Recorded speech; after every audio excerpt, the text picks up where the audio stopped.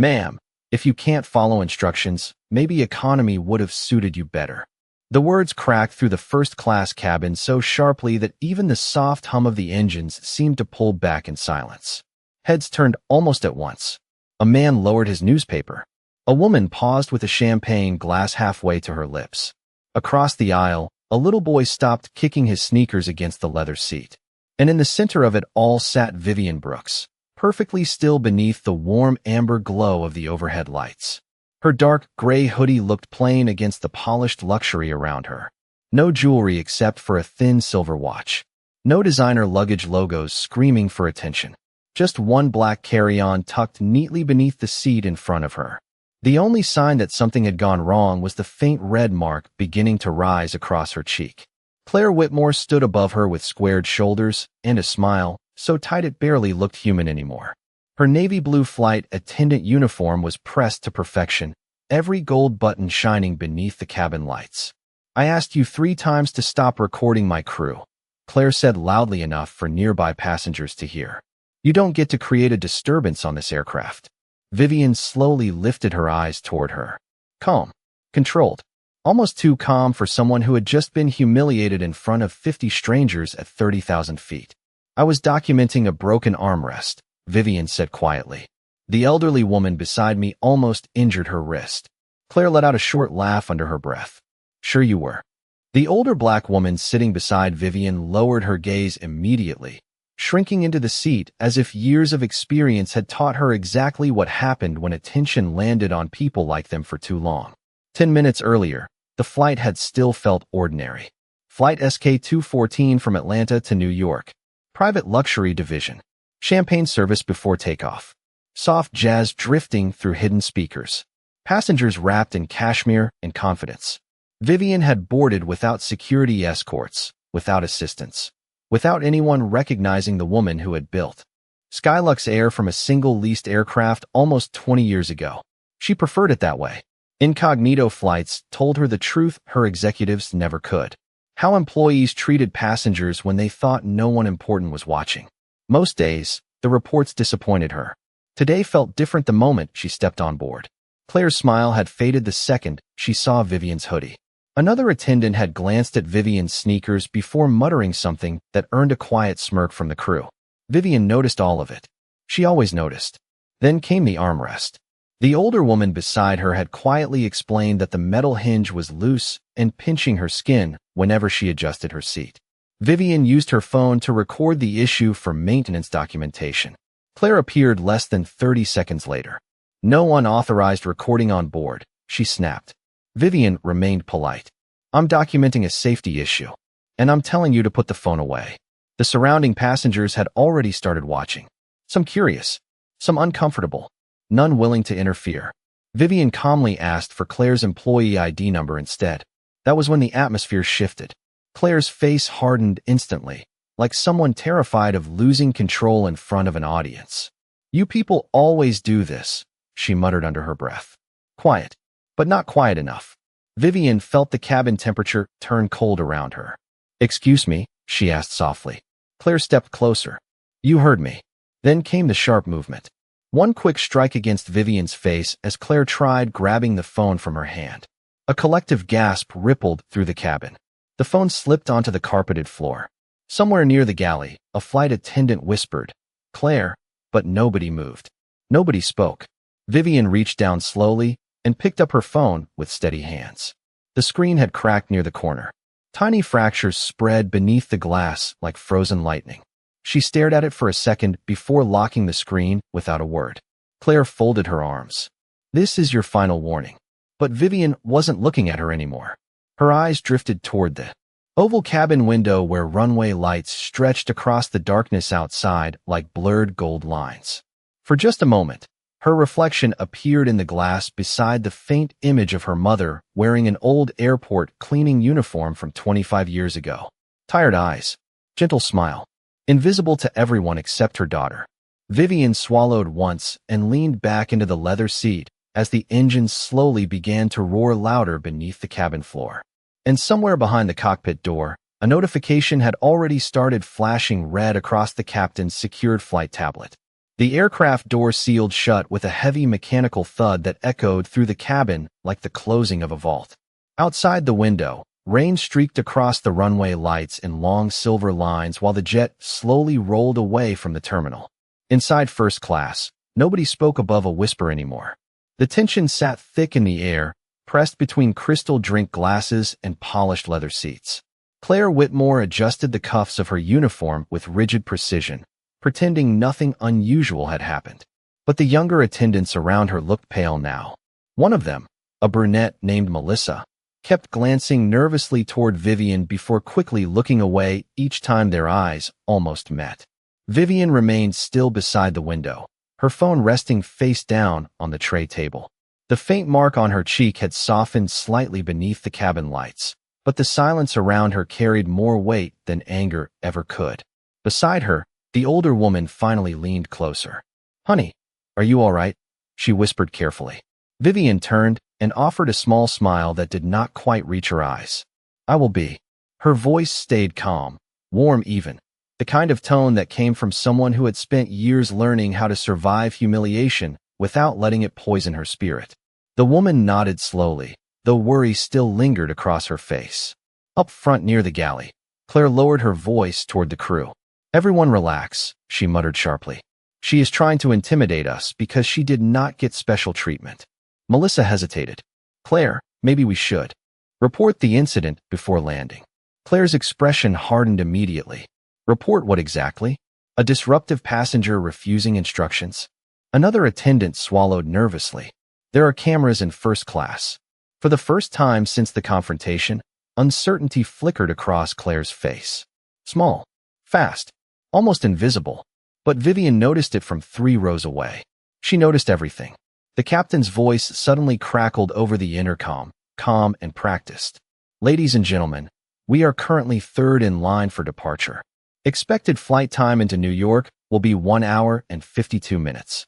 Thank you for choosing Skylux Air." Several passengers shifted uncomfortably at the name now hanging in the cabin. Skylux Air. Vivian slowly closed her eyes at the sound of it. 20 years ago, those words had existed only on a coffee-stained notebook at a kitchen table in Atlanta. Back then, her mother worked overnight cleaning crews at Hartsfield Airport, coming home with sore knees and hands that smelled faintly of industrial soap and jet fuel. Vivian used to stay awake waiting for her. Sometimes her mother cried quietly while heating canned soup at 2 in the morning, thinking her daughter could not hear through the apartment walls. "People see the uniform before they see the person," her mother once told her while polishing her work shoes beneath a flickering kitchen light. Never become the kind of rich that forgets invisible people. Vivian carried those words into every boardroom she ever entered, into every contract, every aircraft purchase, every employee handbook, which was exactly why she flew anonymously several times each year. Executives performed kindness when cameras watched. Real character appeared only when power believed itself unobserved. A soft chime interrupted her thoughts. Flight attendants prepared for departure while cabin lights dimmed lower. Claire walked the aisle again with practiced elegance, but her smile had grown strained around the edges. As she approached first class, her company tablet vibrated once inside her pocket. Then again, then a third time. Irritated, she pulled it out while continuing down the aisle. Her expression changed almost instantly. The color drained slowly from her face beneath the soft cabin lighting. A red banner flashed across the screen. "Priority Executive Alert. Verify passenger ID immediately." Claire stopped walking. For one suspended moment, the only sound inside the cabin was the deep rumble of engines building beneath the floor while rain continued tapping softly against the oval windows like nervous fingertips. Claire stared at the glowing screen in her hand as the aircraft paused near the runway queue, rainwater sliding across the windows in silver rivers beneath the airport floodlights. The red notification remained frozen across her tablet like a warning flare she could not escape from. Verify passenger ID immediately. Level 1 Executive Priority. Her heartbeat suddenly felt louder than the engines beneath the cabin floor.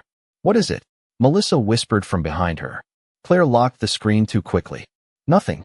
But her voice had changed. Thinner now. Less certain. Across first class, Vivian Brooks sat quietly beside the window with one hand folded neatly over the cracked phone on her tray table. The older woman beside her noticed the tension immediately. "Honey," she whispered carefully, "do they know who you are?" Vivian gave the faintest smile. "Not yet." Outside, another aircraft crossed the wet runway ahead of them, its blinking lights reflecting against the polished cabin walls in soft pulses of red and white. The entire plane seemed suspended between movement and stillness. Claire turned sharply and walked toward the galley, lowering her voice once she reached the privacy curtain. "Pull her booking information," she told Melissa. "Now." Melissa hesitated. "Claire, maybe we should call operations first." "I said pull the file." Her tone snapped harder this time, drawing nervous looks from the rest of the crew. Melissa swallowed and typed quickly into the service tablet mounted near the galley station. Passenger details loaded slowly through the secure system. Seat 2A. Name, V. Brooks. Flight category, Executive Courtesy Clearance. Melissa frowned. "What does that mean?" Claire reached over and scrolled further down. Then her face lost all remaining color. Beneath the standard passenger profile sat a line almost never seen by cabin crews outside corporate flights. Internal Authorization Code, Founder Level Access. Melissa looked up slowly. "Founder?" Claire immediately locked the tablet again. "It has to be an error." But even as she said it, doubt had already started spreading through her chest like cold water. Her mind replayed every second from the past 20 minutes. Vivian's calm posture, the expensive silver watch she had ignored, the confidence in her voice, the fact that she never once raised it. Claire suddenly remembered the mandatory leadership video shown during annual training 3 years earlier. The company founder speaking about dignity in customer service while standing inside a hangar in Atlanta. Claire had barely watched it. Most employees did not. Executives existed somewhere far above ordinary crews, appearing only through corporate emails and polished conference videos. But now fragments of that memory came rushing back with terrifying clarity. Dark eyes, calm voice, the same silver streak near the left eyebrow. "Oh my God," Melissa whispered before covering her mouth. Claire felt her stomach tighten violently. "Stop talking." "Claire, if that is really her," I said stop. But panic had already infected the galley. One attendant quietly stepped away and pretended to reorganize cups just to avoid eye contact. Another kept glancing toward first class every few seconds. Vivian noticed all of it without turning her head once. She had seen fear before. In boardrooms, in legal depositions, in executives realizing too late that integrity mattered more than performance numbers. Fear always arrived quietly at first. Then all at once, a soft click echoed from the cockpit door. Captain Daniel Mercer stepped out holding a secured headset against one ear, his expression unusually tense. He looked directly toward the galley. "Claire," he said evenly, "front cabin." "Now." She forced herself to walk toward him without appearing rattled, though her knees suddenly felt weak beneath the polished Navy uniform. The captain lowered his voice once she approached. "Corporate headquarters just contacted me directly." Claire attempted a nervous smile. "There seems to be some confusion about a passenger profile." Captain Mercer did not smile back. "There is no confusion." The words landed softly, quietly, which somehow made them far worse.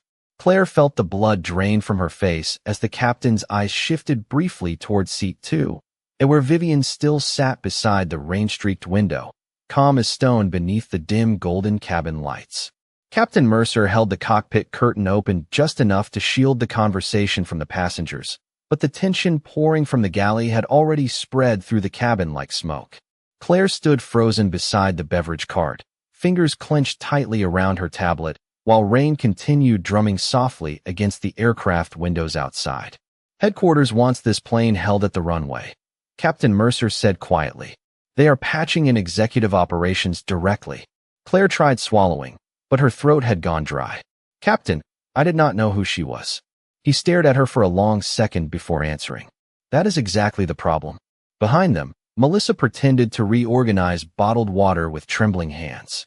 Another attendant had stopped smiling entirely. The polished confidence that normally defined luxury cabin crews was gone now, replaced by the stiff silence of people realizing the ground beneath them was collapsing in real time. Claire lowered her voice further. "Maybe we can resolve this privately before legal gets involved." Captain Mercer's expression darkened slightly. Legal is already involved. Those words seemed to drain the last remaining warmth from the galley. Claire glanced instinctively toward first class again.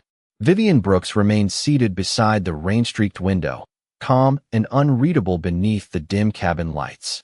A businessman across the aisle had clearly recognized her by now. He kept staring over the edge of his newspaper with widening eyes, while quietly typing something into his phone. 2 rows behind him, another passenger whispered, "That is her. That is the founder." The whispers began spreading seat by seat, soft at first, then growing heavier with each passing second. Vivian ignored all of it. Instead, she leaned slightly toward the older woman beside her and adjusted the loose armrest herself with careful hands. "Does that feel better?" she asked gently. The woman blinked in surprise. "Yes, ma'am." Vivian smiled faintly. "Good." Claire watched that small interaction from the galley and felt something twist painfully in her chest. Because even now, after everything, Vivian still sounded kinder than anyone else on the plane. Captain Mercer touched the earpiece connected to the cockpit headset. "They are requesting visual confirmation." Claire's eyes widened. "Right now? Right now?" He stepped into the aisle and slowly approached first class while every nearby passenger pretended not to watch. The engines continued rumbling beneath the floor, deep and steady, but the cabin itself had fallen so silent that even the sound of seatbelts shifting felt unnaturally loud. Captain Mercer stopped beside seat 2A. For the first time since boarding, Vivian looked up directly at him. "Ms. Brooks," he said carefully, "I sincerely apologize for the delay." Several passengers visibly stiffened at the formal tone in his voice. Vivian studied him quietly before answering. "You do not need to apologize for something you did not do, Captain." Her calmness somehow made the moment even heavier. Mercer nodded once. "Corporate headquarters requested confirmation of your status on board." Vivian reached into her carry-on slowly and removed a slim black leather card holder. Inside sat a silver executive identification badge embossed with the Skylux Air crest. Captain Mercer accepted it with both hands, almost reverently. The nearest passengers immediately exchanged stunned looks. One woman actually covered her mouth. Claire felt her knees weaken near the galley. It was real. Every terrifying second of it was real. Mercer returned the badge carefully. "Thank you, ma'am."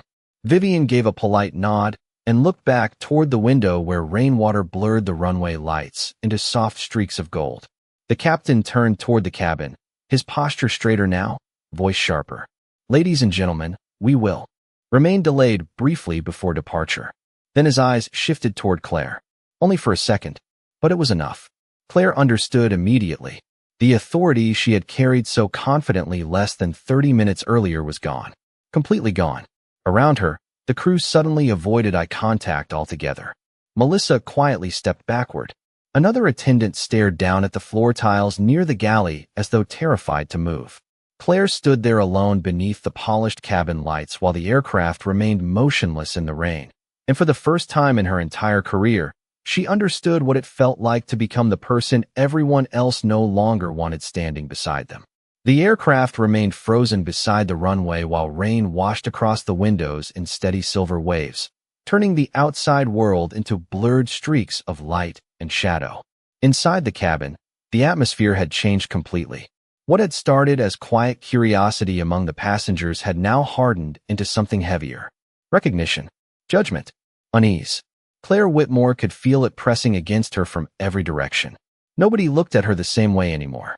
Not the passengers. Not her crew. Not even herself. Melissa stood near the galley pretending to check inventory, but her hands shook badly enough that 2 glass tumblers clicked together with a sharp, nervous sound. One of the businessmen in row 3 leaned toward another passenger and whispered, "That woman built this airline from nothing." Claire heard every word. Each one felt like another crack spreading beneath her carefully controlled world. Captain Mercer disappeared briefly into the cockpit again, while operations continued flooding the aircraft systems with secured messages. Claire could see the red notification icons multiplying across the service monitor near the galley. Executive operations. Corporate compliance. Human resources priority access. She suddenly understood how serious this had become. Not because Vivian was rich. Not because she was famous, but because the company's entire identity had been built around dignity, fairness, and inclusion. And Claire had shattered that image with one reckless moment in front of a cabin full of witnesses and cameras. Across first class, Vivian Brooks remained composed beside the window, her reflection faint against the rain-dark glass. The older woman next to her quietly touched her arm. "You still have not raised your voice once," she whispered softly. Vivian gave a small smile. "My mother used to tell me that some people reveal themselves faster when you stay calm." The woman looked down sadly. "I am sorry for what happened to you." Vivian's expression softened. "Thank you." Near the galley, Claire finally gathered enough courage to move.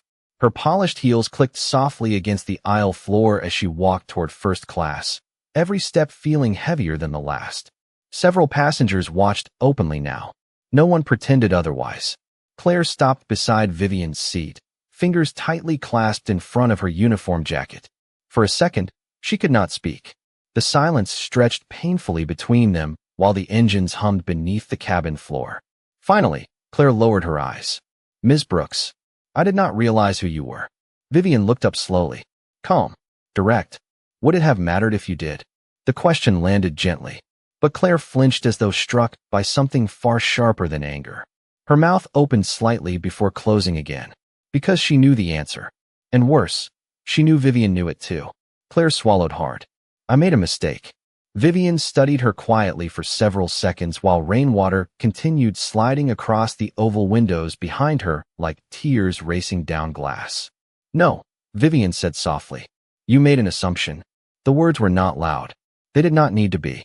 Around them, the entire first-class cabin had gone completely still.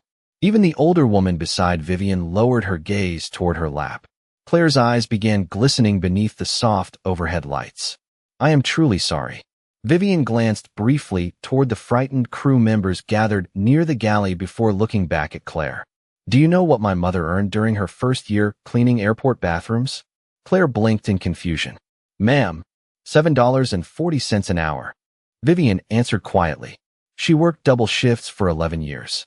Most passengers never looked at her face. Some treated her like she was invisible.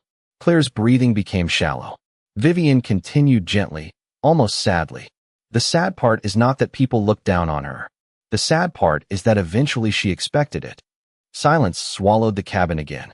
One passenger slowly lowered his phone after secretly recording the exchange. Another woman wiped beneath her eye with trembling fingers. Vivian looked down at the cracked screen of her phone resting on the tray table. Tiny fractures still spread beneath the glass like frozen lightning. "I built this airline because she deserved better," she said softly. Every employee here knew that story. Claire's shoulders began trembling now despite every effort to remain composed. But before she could answer, a sharp chime echoed through the cabin speakers. Then Captain Mercer's voice returned over the intercom, lower and more serious than before. "Cabin crew, prepare for immediate return to gate." The aircraft engines slowly powered down beneath the floor while runway lights shimmered through the rain outside. And every person on board understood at the exact same moment that this flight was no longer going to New York. The aircraft slowly turned away from the runway and began taxiing back toward the terminal through sheets of cold Atlanta rain. Outside the windows, blue taxiway lights blurred into long glowing streaks beneath the water streaming across the glass. Inside the cabin, nobody moved much anymore. The earlier tension had burned itself into something quieter now, heavier.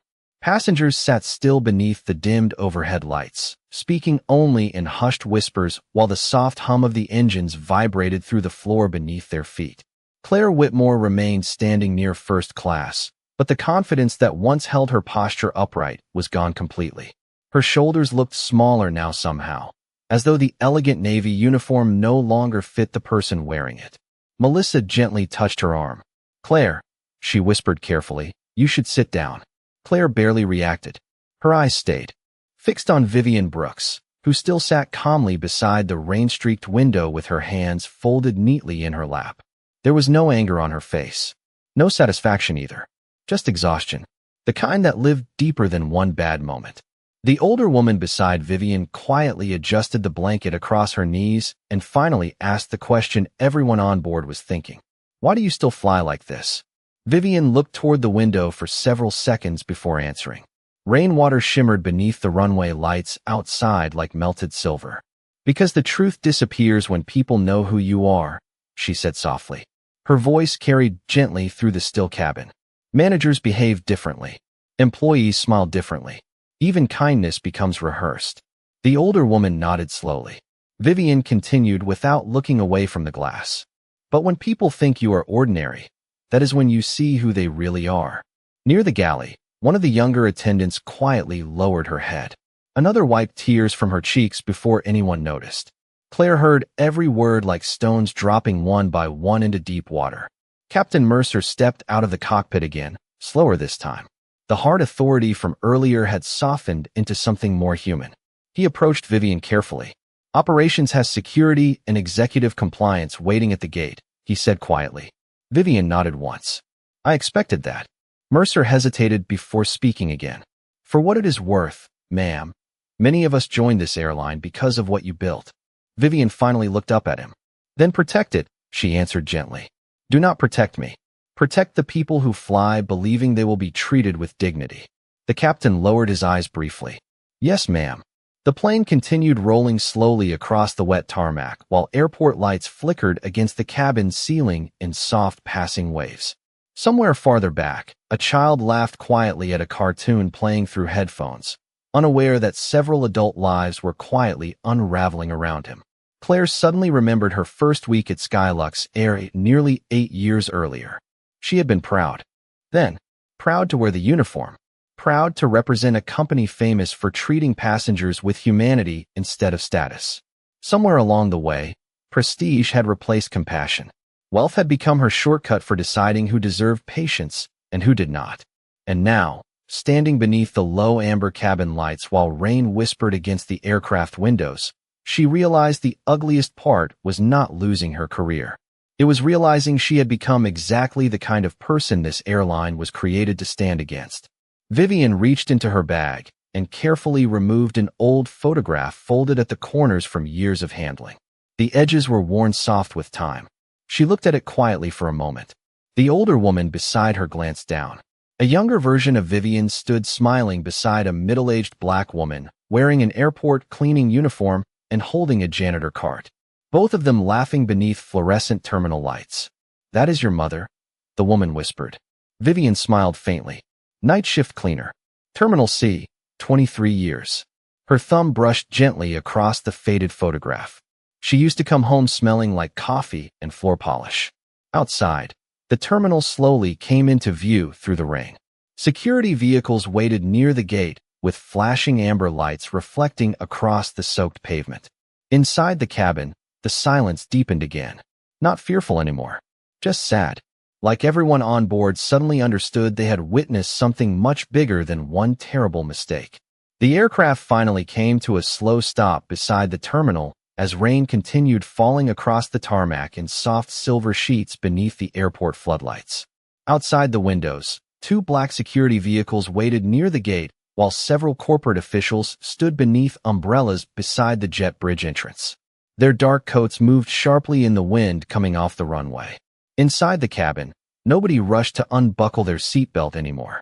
Even the passengers who had complained earlier now sat quietly, watching the scene unfold with the uneasy stillness of people realizing they had witnessed something deeply human and deeply ugly.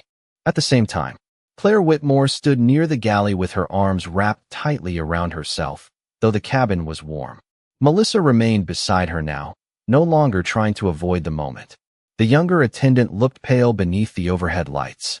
"Corporate compliance is here already," she whispered softly. Claire nodded once without speaking. Her eyes looked distant now, unfocused, as if she were replaying every second of the flight over and over inside her mind, searching for the exact moment everything collapsed. But she already knew. It had not started with the phone, or the armrest, or even the argument itself.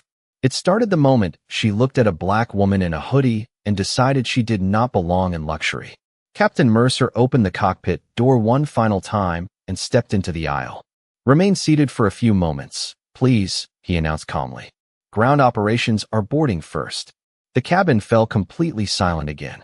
A few seconds later, The aircraft door opened with a mechanical hiss, and cold rain-scented air drifted softly into the cabin. 3 corporate officials stepped aboard accompanied by airport security. Their polished shoes clicked quietly against the cabin floor, while every crew member stiffened instinctively. Leading them was Eleanor Price, Skylux Air's Vice President of Executive Operations. Mid-60s. Silver hair pulled into a clean knot. Calm eyes that missed nothing. She stopped the moment she saw Vivian Brooks seated by the window.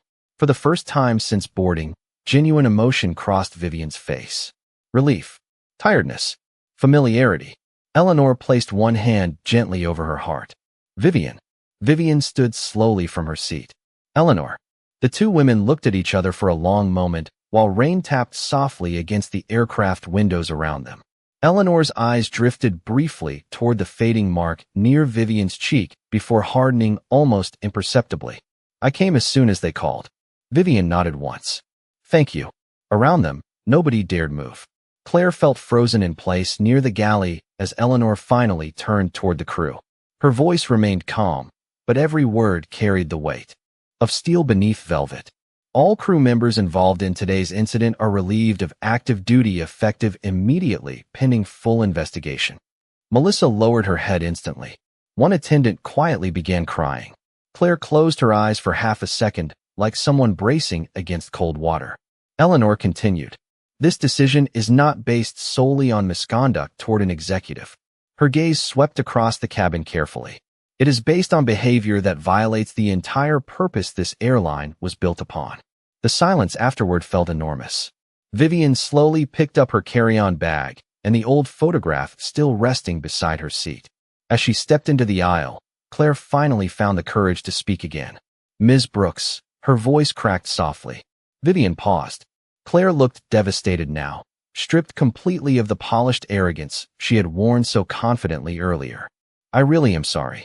Vivian studied her quietly for several seconds while airport lights shimmered through the rain outside. Then she answered with the same calm dignity she had carried all night. I believe you are sorry now. Claire's eyes filled immediately. Vivian adjusted the strap of her bag gently against her shoulder. But the people who suffer most from prejudice are usually the ones nobody important is watching. Claire lowered her head completely after that. No defense. No excuse. Just silence.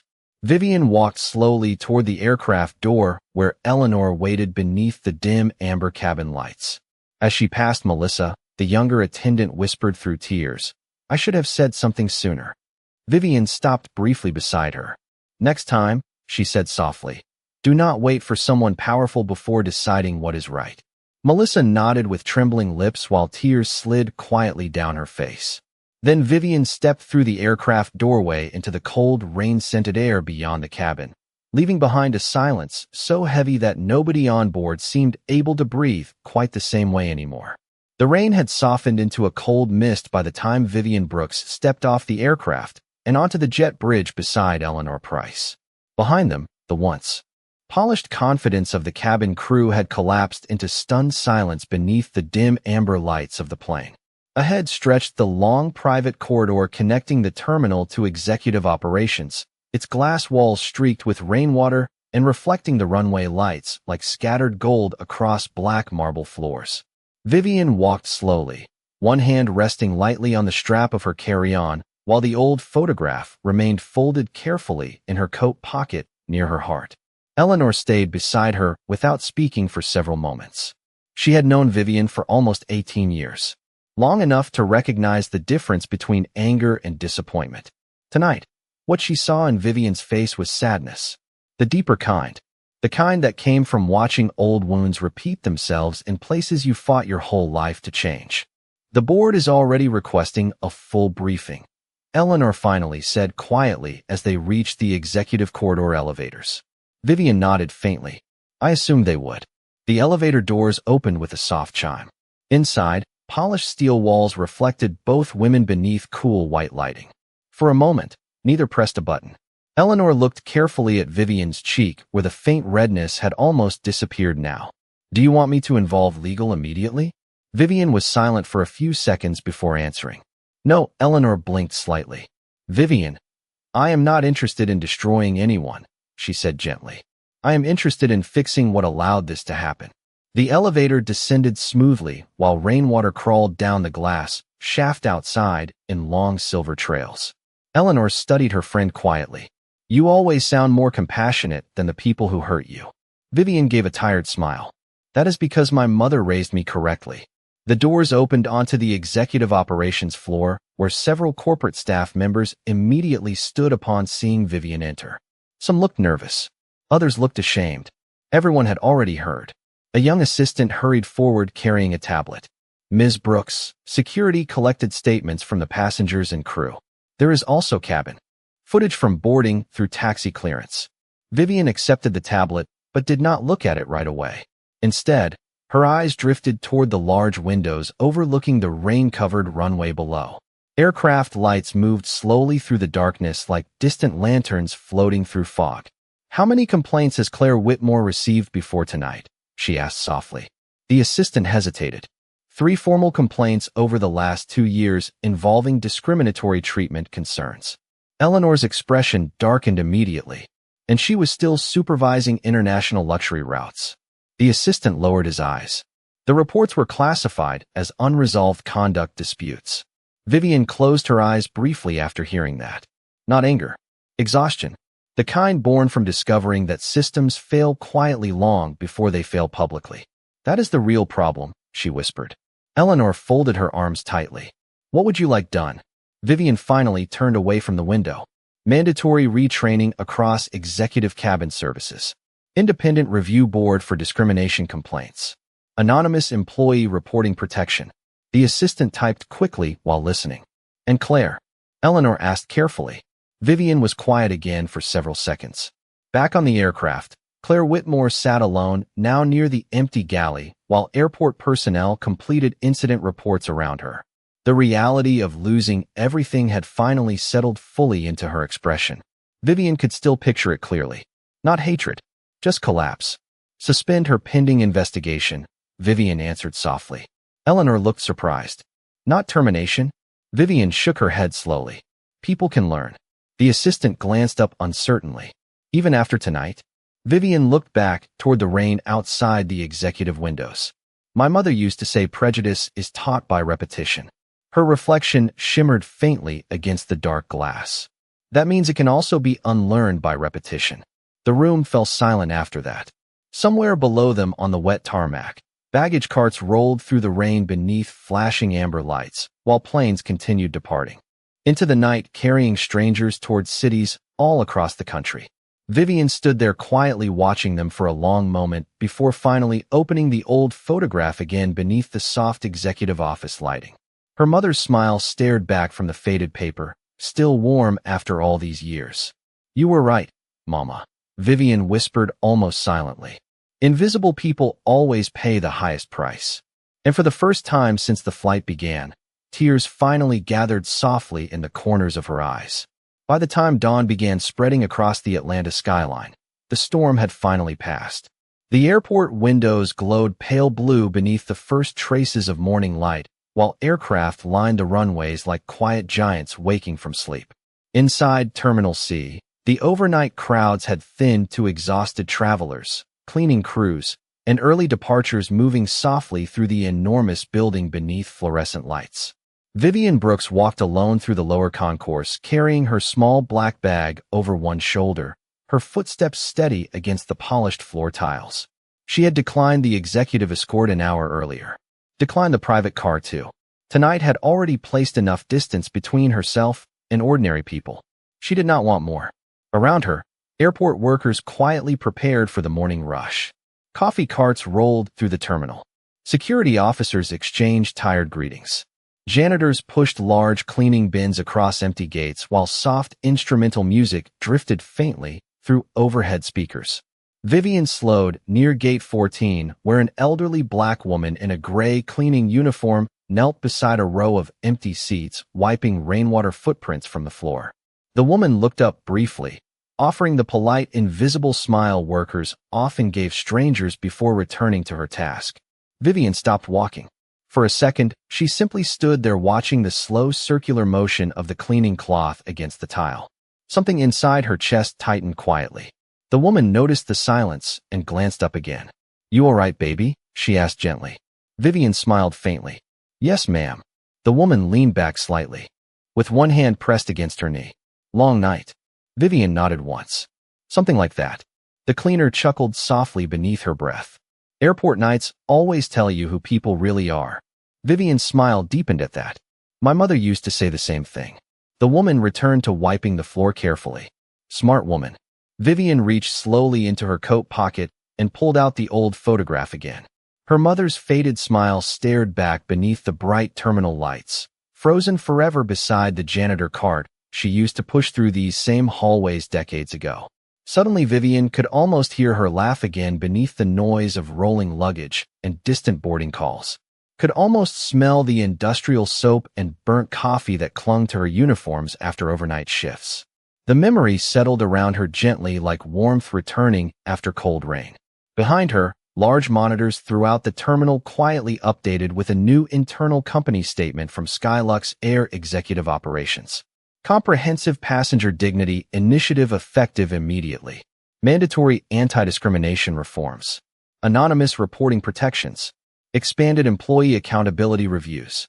Most travelers barely noticed the announcement scrolling silently across the screens.